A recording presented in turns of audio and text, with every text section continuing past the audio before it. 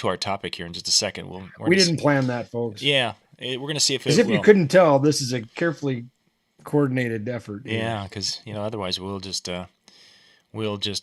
click record on this, and that way we'll put it up later if we have to. If There you for go. some reason, yeah, YouTube. But you guys are seeing it out on Facebook. If you're watching from the Facebook page or the Facebook group, you guys are seeing us tonight. So yeah, that's just weird. I don't understand of Are we? why. I kind of feel like watching myself to see if I'm really here. Yeah, and Oh that's yeah. Well, look at that. I'm really here. yeah, we're there. We're there. Oh, hey, wait a second. Did it pick up, or did it is So it if you're watching starting? on Facebook, you really are watching on Facebook. It's not an imagination. It's Yeah, this is us. This is us, and it has been warm in the lovely state of Minnesota. But for those of you wondering, this weekend there's talk of snow. probably. Yeah. Oh, so it started a new video player on YouTube, so I'll have to go and tweak that just a little bit. So yeah, some of you will be able to see us on YouTube. I don't know why it didn't pick up right, but well, not to worry about that. So Ben, let's jump into tonight's topic. We're getting to that point of the season where, as the warmer weather comes about, more of us are going to be outside, and our gear just always gets so messy. So let's kind of dig into that tonight a little bit about ways to handle it, maybe prevent it, maybe to deal with it, maybe to solve it after it's happened, and our gears is experiencing outdoors. Sounds good. Let's go. Right. Since we're all having PTSD about outdoor shows, let's do it. Yes, that's for sure. Um, so the my situation that I've got is we do a combination of outdoors. We're going to be in some barns. We're going to be in under tents and in backyards. Doing a variety of different things. Ceremony outdoors in a backyard somewhere. You're going to be having experiences with sand and gravel and dust as the vehicles are going by down the road, whatever. Especially in a lot of my country situations. Hmm. I'm using powered speakers. I'm using our the Everse speakers for different things, and DJ or the mixers. Are the Personas mixer for that we picked up. These are things that don't do well when they get dirty. So how can I deal with that? Well, you asked about mitigation, and that's a tough one. But we'll dive into that a little bit, and then we'll talk about some remedies. But I think let's talk about probably the two worst concerns that I have outdoors. Well, we'll make it three. Why not? Three's a good round number. We'll make it three. And these are not in any particular order, right? But I would say number one is dust. Uh, maybe number two to water. I guess we could. Neither's Mm-hmm. good. But the dust is really a problem. And you mentioned the cars going down the road, and why dust becomes such a problem is because the dust that these cars pick up is so fine that it carries in the air. Mm-hmm. And when it's fine enough to be carried in the air like that, it will get into everything. It'll settle in places that, pretty much all gear has some type of what's called IP or ingress protection that's designed to prevent both physical and liquid things from getting inside to your gear. Every piece of gear has some ingress protection. People often say, is it IP rated? Well, everything's Mm-hmm. IP rated in some way, just could be really, really low, right? Sure. Yeah. So let's talk about why dust is so bad. I think water is a fairly obvious one. For those who are curious, I guess I'll just give you the quick version that water with minerals and things in it allows for its ions to pass, and thus it's conductive and stuff blows up, so Mm-hmm. water's bad. Yeah. That would be a bad. Dust is a bit more of a silent killer, and it does a few things with less dramatic effect. And I've got a few circuit boards here, unfortunately none of which are dirty, but we can kind of talk about some of the ways that dust can be a problem. And I'm sort of working in reverse order here because we're talking about how dust is going to get into the device. So here we're just going right into the deep guts of it, right? Mm-hmm. And this big old chunk of aluminum you see here is a heat sink. Its job is to sink the heat off of these components and allow them to operate at a hotter temperature. And what is that from, by the way? I have no idea, honestly. I went in our tech department scrap bin. Okay. This one here, you can see the little burn mark. It's been blown up. Oh my. So I don't even know. You can see the burnt component on the other side there too, if you look careful. Mm-hmm. I would have to. I would have to look. It looks like a mixing board of some sort. Okay. Uh, because these look like they go out to fader banks. Um, yeah, I would guess a digital mixer of some sort, Okay. maybe. Yeah, not a big deal because it's still many of the components are semi-universal as far as they're using similar throughout a lot of the gear that we use. Hmm.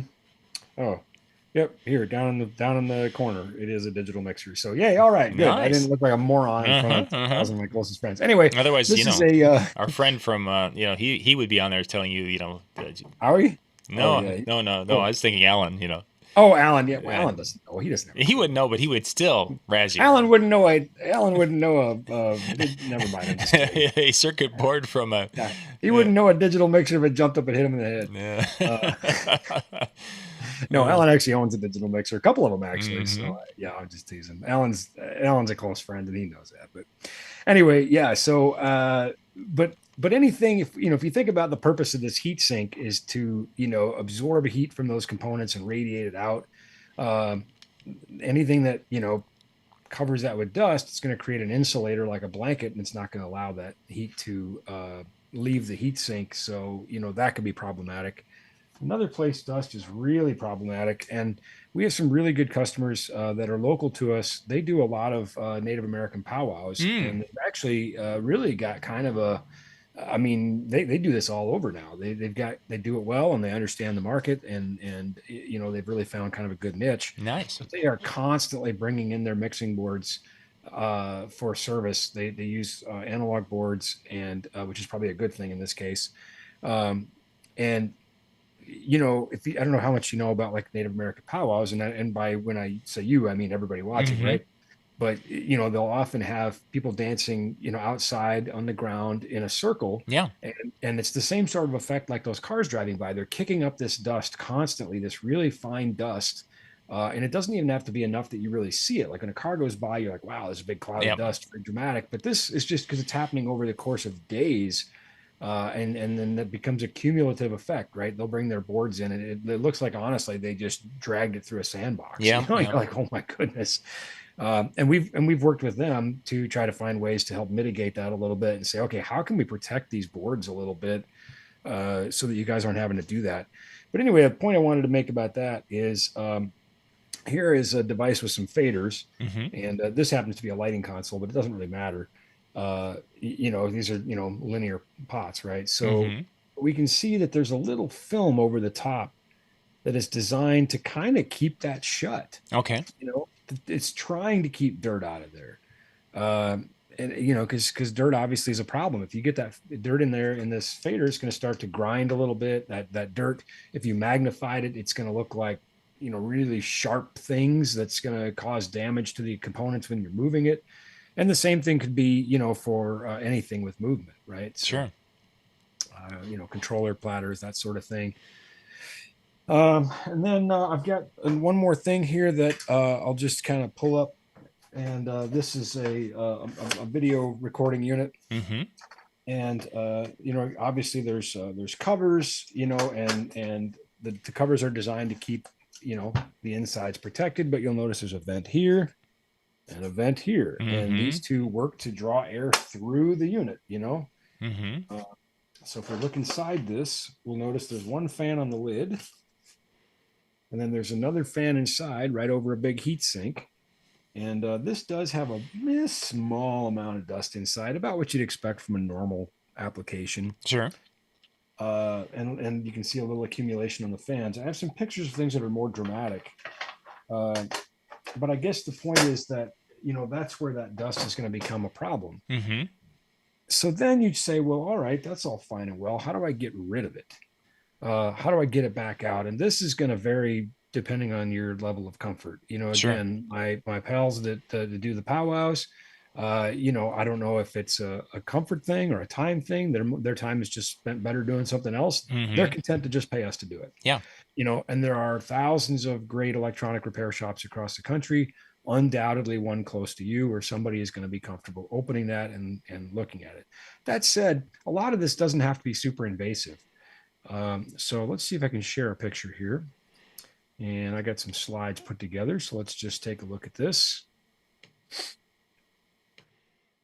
There we go. Okay. Okay. So regular cleaning is key, and we just talked about the device with fans. Fans are where we're going to have the most accumulation for obvious reasons, right? They're the thing that is drawing the air. Most air moves through a fan, Mm-hmm. you know. So fans are going to accumulate a lot of that dust, and of course faders, which we talked about. The easiest way to do this is to blow the dust out. So And you're blowing it that the soda pop can cooler. Is that what you use to blow? well, You just let's spray that on your can of soda, the aluminum can, and it cools it down nicely to give you a nice chilled beverage. Yeah, it Yeah. it It does. does. I mean, There isn't are that what those there are are for? cheaper ways of doing that, but Maybe not as cool. I mean, come what on, John's let's. alluding to is when a gas expands, it cools, and that's what's happening with the duster when you spray it. So that's why these, if you ever sprayed one for a while, it gets like frost on it. It's the rapid expansion of the gas as it leaves compression. Anyway, couple things here. So obviously we see the blow off duster there, Mm-hmm. canned air. For most, what I anticipate are the typical uses of our viewers. This is probably a great solution Yeah. because it's not terribly expensive. You don't get a ton of air. The pressure does go down as the can gets used, but it's probably good enough. Mm-hmm. We're really just trying to dislodge air out of those fan housings, off of the circuit boards, off of the heat sinks, and out of the faders. And I'm going to come back to fader in a second here, talk about that a little bit more. The thing to the left of that is an air dryer. Okay. And that is designed, and you can get, like a desiccant bead that goes inside. You can see those on the right hand side, the blue there. That will allow you to use a regular air compressor. And now you can have a lot more air and you can have a steady supply, and you can also control the pressure at which you want to do it at. You might say, well, I find that 60 psi is best, Mm-hmm. and too much, and you might be blowing components off the board. So you Yep. have a little trial and error, right? But um, anyway, that's what that is, and they range from inexpensive to very expensive, just like everything. Mm-hmm. But that allows you to use an air compressor to do this in a way that has dry air, and that's important because otherwise you can have moisture in your air, and you Yes. can actually create more of a problem. Solve one problem and create another, right? So Mm-hmm. why is this so important with faders? Again, we talked about grit and dust bunnies and things that will accumulate inside of faders. Some guys want to just go hit it with some fader lube or something, or some deoxit or whatever. And think about anything, like the old adage about buttered toast, right? Buttered toast always falls butter side down, right? Mm-hmm. I don't think that's statistically true, but the moral of the story is everybody knows if something's sticky or greasy, it's going to pick up the most dust and dirt, Yep. right? So if we already have dust in that fader and now we hit it with some fader lube or some something that's not dry, it's just going to mat that dirt down. Now Mm. it's going to give it more things to stick to, and in fact then it's going to accumulate even more dirt. Yep. So, step one, dry air, blow all the dust and dirt and grime out of there. And then, if you need to, you can put a little bit of fader lube in, a couple drops, never more than you need, because again, that'll create a big greasy surface that will accumulate more dirt in the future. Yeah. And so, it's kind of a, take it as it goes thing. Um, you can also use like a lint free cloth, things that are hopefully static free, and you can also use paintbrush to kind of dislodge things. Again, be very careful of ESD, which is electrostatic discharge. That's what when you shuffle your feet across the Mm-hmm. living room floor and zap your sibling. Well, if you do that to your circuit board, you probably sent it to the hereafter. It's probably done at that point. So And that's what when I'm looking at that, the wrist strap is one of the devices that will yes, eliminate the. And yeah, is the other 100%. piece also the So black? that's an anti-static mat where they the snaps in the corner, the other piece snaps to those, and then the alligator clip would clip onto the chassis. Okay. And so you can get an anti-static mat, but that anti-static strap, those things are only a couple bucks. worth their weight in gold. You just take that alligator clip and clip it onto some conductive part of the chassis, a grounding point or something, which really the whole chassis is kind of a grounding point, you know. Mm-hmm. And what that does is it gives a steady, low resistance return path for that ESD, so you don't get any zaps. You Mm-hmm. know, it's just constantly discharging you as you're going along, Nice. which is yeah, that's a big time plus. um, Here's some examples of things that Oh, were not cleaned. That is a fan vent, believe it or not. And I mentioned fans there. You can see, obviously, the rest of the amp is not clean, but the dirtiest part by a long shot is that? is the fan. Well, duh. You know, anybody who's cleaned a furnace filter knows why, right? Mm. So, or replaced a furnace filter or whatever you do. Um, I just did it, but half an hour ago, so I guess I should. Let's see what else we got here. Yeah, that's pretty extreme. I mean, I was thinking about the amplifier, some examples from the past when they used to have smoking in the bars or smoking in venues. Oh yeah, Yeah, and you'd get not quite that bad though. That's so impressive. gross. Yeah, that's it. It definitely accumulated on everything. And Mm. this, in fact, is a power amplifier. And here you can see that row of transistors. And this is the tunnel through which the air would be moving. So this is basically directly downstream from the fan, and you can see what's happening here. Yeah. You know, and again, these big chunks of aluminum that we see here, those are heat sinks.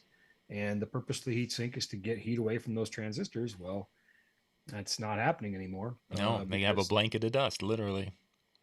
yep. Mm.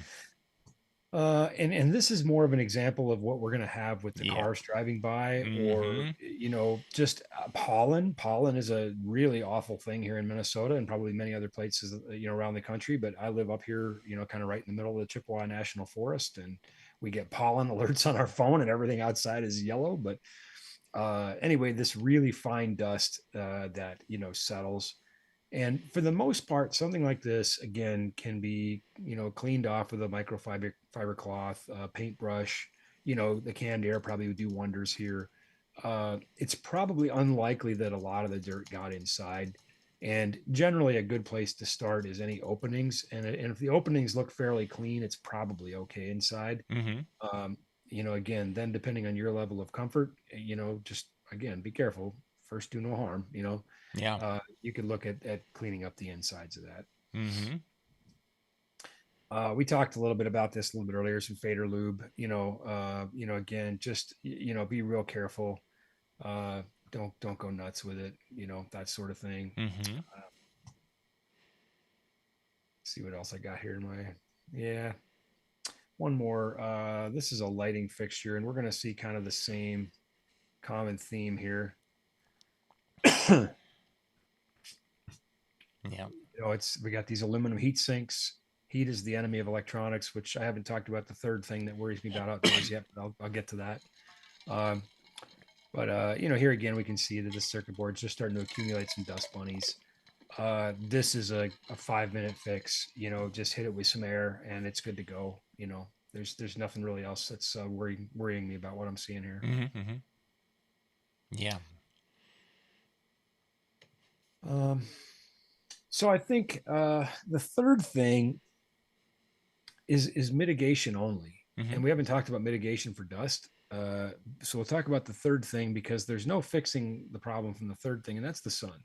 Mm. We talked about how dust is the enemy because it allows heat to be trapped. Sun is a direct source of heat, and electronics will overheat and fail and shut down, and that's not good. So the only thing you can do there is mitigate. Try to protect your gear from the sun as much as possible. You know, obviously tents help. Reflective tarps can help. You know, obviously white speakers are less prone to overheat than black speakers. Everybody knows that, right? Hopefully, you know. Mm-hmm.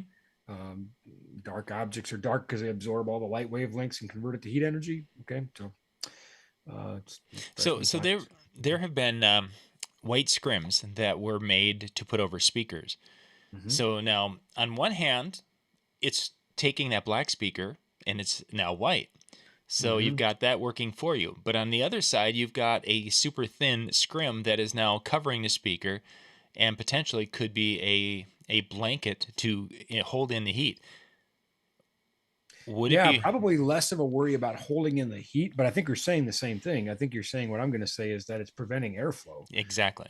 It's all speakers have some cooling system built in. Many times they'll use the movement of the woofer cone to move air Hmm. in and out of the device. Other times they'll have fans, and yeah, I think you're right, John. And I don't know what the answer is here.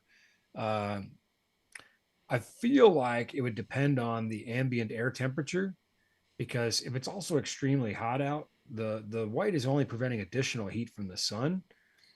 Uh, I'm not sure how I feel about it, to be Sure. honest Yeah, with because I mean, you could definitely see it could be positive. It could be, yeah.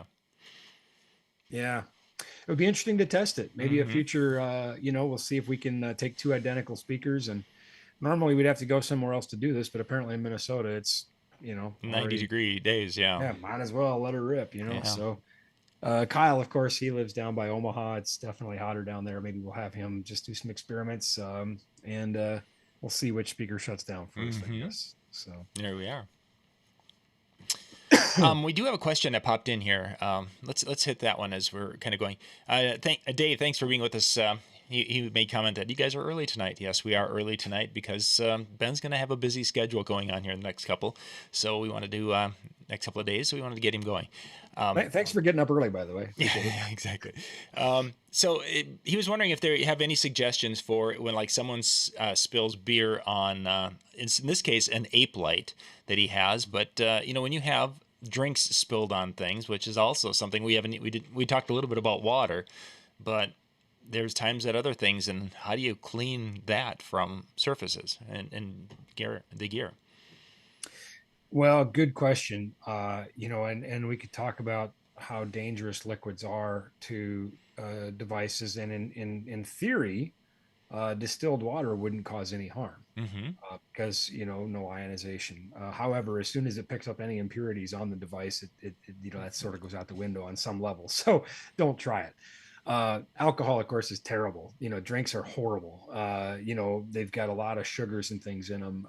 They're going to be fairly conductive.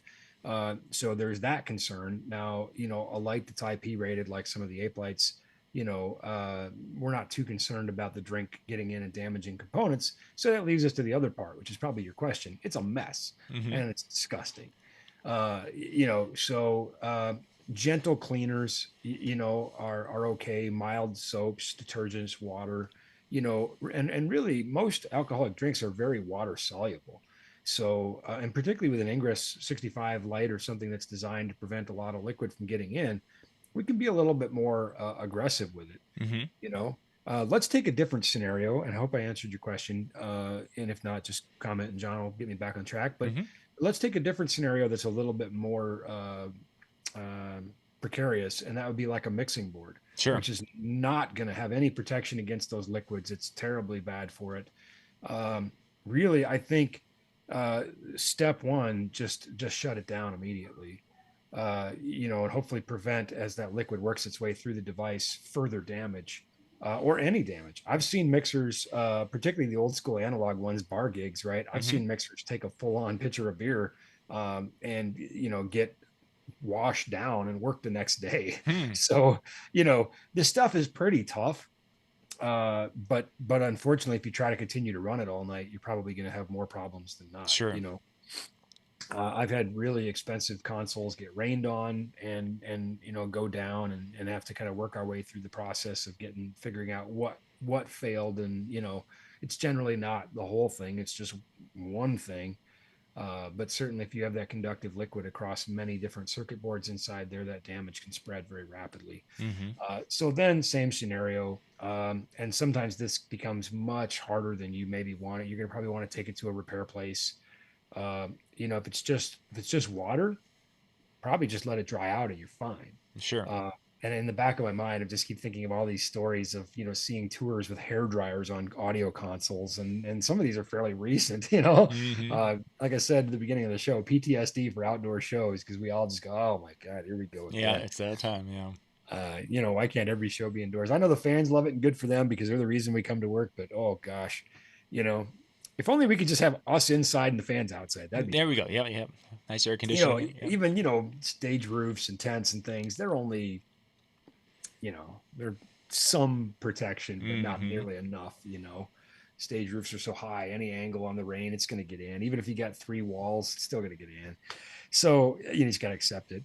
But anyway, something like water is far less of a concern than, like I said, an alcoholic drink, because even when it dries out, we still have that problem. We maybe have really sticky faders, and we may have this conductive film on top of everything now, and that's probably going into a repair shop. That's Sure. probably not a fix it yourself, or and I'll tell you this: if you feel like it's a fix it yourselfer, then it probably is. Who you are. Mm-hmm. If you're comfortable getting into a circuit board and doing some deep cleaning, then you're probably the right person for the job. And if that thought gives you a little discomfort, then yeah, you should take it to somebody else. Mm-hmm. And if you take it in, and there is going to be the chance that you take it in, and they are opening it up, and they look at it, and they're like, "Yeah, this is damaged beyond what is reasonable for repairing it." Yeah, because you run into a situation like this where you're like, well, it it smoked. Yeah, You know, exactly. That quick, something even. caused something to fail catastrophically, and then it's, do we replace this circuit board or do we replace this component? But something's got to. It's not just drying it out and cleaning Mm-hmm. at that point. There's actual repair that has to occur. Mm-hmm. Yeah, yeah. All right. Thank you, Dave. Thank you Yes. for the question and such. So we talked about sun, we've talked about water, we've talked about dust. Any? It pretty well covers it. The only thing I didn't really talk about is how to mitigate dust. Mm-hmm. It's tough because you really have to have your components exposed when you're using them to the level that you can. Don't have a dust cover, cleverly enough named, right? But Mm-hmm. or a cloth or something over your equipment when you can. In the case of the guys with the powwow, they aren't doing a lot of mixing. Their levels aren't changing a lot, so you can kind of just have a cloth over the table, light colored, obviously, for sun, and then lift it up when you need to get to something. If you're actively DJing with a controller, that's pretty tough sledding. And that dust, when it's airborne like that, it's coming in from the side in every direction, and it just kind of is what it is. Rodeos are also horrible. I Mm-hmm. hate rodeos. So And that's going to kind of take me to the one that I wanted to ask about is bugs. When we're outdoors and we have lights on, we're yeah. attracting bugs. And it seems that they always love to be, right there with all of our little, our faders and different things. That's where they want to be. Is there anything we can do to try to mitigate them? Well, yeah. A couple things. One is, it's very unlikely they're going to get into most gear, except for the really tiniest of bugs, because the fan housings and things are smaller, or the vents are smaller on most gear. Some they're going to get in, but I think the obvious thing, and this certainly doesn't apply to all species, but you can use something, like off or whatever, the deep woods, 9 million% DEET, whatever, things that will try to keep the bugs away. There's other citronella and all kinds of, this, Mm-hmm. but things that try to keep the bugs from getting to us in the first place, because they're probably also bugging, pun intended, us and not just our gear. Um, but I can't really think of any other ways to keep them off our gear beyond that. Mm-hmm. If you've got suggestions, I'd love to hear My them myself. best my best results that I've ever had is basically having a fan that Oh, was blowing air across, because I find that it's the laptop. They're wanting to go on the retracted laptop screen, and yes, you dim the screen down a little bit, but they're still there, which means they go on that, and then they kind of fall down into the keyboard, and then you've got that, which, right. yeah. So, but I found that if I have a small fan that's just blowing air through past the laptop like that, Hmm. it keeps them away.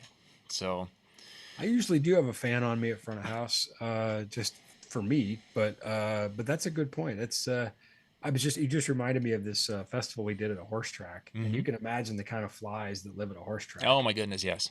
I mean, they were weaponized, Mm-hmm. organized. They I think that some of them had saddles, probably. That people could. fly Man, by. I'll tell you what. Actually, let me ask if anybody knows what this sign means. I saw this sign. I didn't know what I was supposed to make of it. But while I find this sign to ask you, I'll just say we went to town and we went to Menards, which is a home improvement store for those who don't live around here, and we found the only fly swatters they had, and these fly swatters, man, they were like a quarter inch thick. I mean, if you ever get swatted with a fly swatter by your mom in case you misbehaved, I never misbehaved. Yeah, of Obviously, this course has not. never But happened to me, but you know this would have led to like felony assault charges. This thing was, I don't know, had like 12 gauge, steel handle. And goodness. yeah, it was great. But you had to be really careful because you could damage gear swatting flies. We had to like, all right, now remember, we're basically using a 5-pound sledge to drive a nail here. Like, gotta go easy. Anyway, I just found one of those in the warehouse the other day. I was walking by and I saw one sitting on somebody's desk. Like, man, these things are still around. Like these, I feel like we need to register these. You know, like I need to go down to the sheriff and be like, listen, I I got I this should have weapon. told you this sooner, but we got 5 of these fly swatters, and I Yeah. just I just didn't know if we needed a permit for that. Yeah. Anyway, I saw this sign. I don't know if you can. Oh yeah. Anyway, Yeah.